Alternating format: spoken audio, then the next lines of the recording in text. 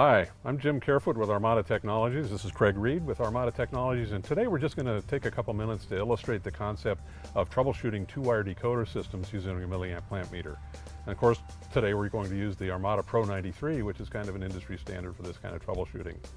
What we've done is laid out some maxi cable with a couple of Reinbird decoders on them as examples.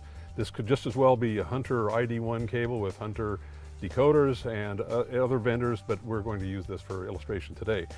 The main concept that we use, since we're always troubleshooting the cable out in the field and less the controller, is we have no controller connected. Instead, we're providing a 24-volt power source, provide a nice steady 24 volts AC down the cable, gives us a much quicker and easier measurement of the currents flowing that should be normal in the cable.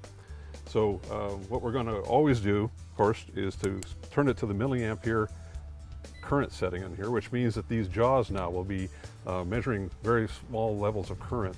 So what we do in the beginning, where we connect to the head end of the cable, we've disconnected it from the controller, of course, is we have, we're checking the main current, and we always go across one wire, not both wires, because this current is looping out into the field, so we go across one wire to read it.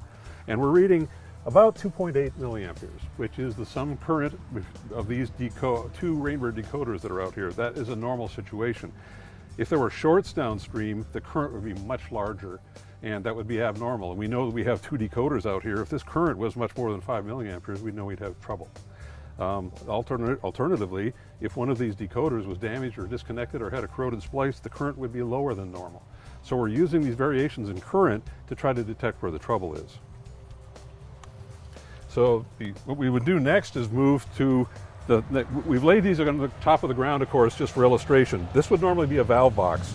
And we open up the first valve box, or one of the valve boxes in sequence, and clamp across the main current, one of the main wires, to see the incoming current.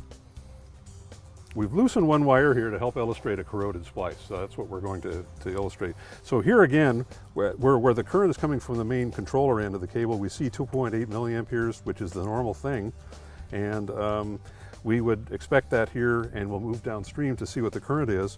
If we can illustrate, if this was a bad splice, we pull this splice out, it's broken or corroded, and we check the current again, we've just lost the net current from one decoder. I can only see 1.4 milliamperes of current. That means there's only one decoder working on stream here. That means that there's a bad splice. This is one of the ways that you can determine what the fault is. If somewhere downstream there was a short, one of the wires was connected to the wet ground, or if there was a lightning strike that damaged the decoder, the current would be very high. But as it is here, we're just working ourselves downstream, and there we're seeing the normal current for the next decoder down the line. So things are looking normal here. 1.4 milliamperes of current flowing here, and 1.4 going down this way.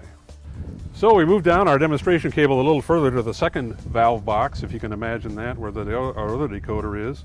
Each of these Reinbird decoders under this power circumstance is consuming about 1.4 milliamperes. So out of the head end of the cable, we had two decoders worth of 1.4 milliamperes, so we were reading 2.8 milliamperes at the head of the cable. That is our normal circumstance and what we expect. And as we move past one valve box to the next one, the current has dropped by one decoder, so we're back down to 1.4 milliamperes. Perfectly normal situation. We can check the current going into the decoder, current on the cable. Very straightforward, and we're not opening any splices. One of the beauties of the use of this clamp meter is that we're not opening any splices to do this troubleshooting.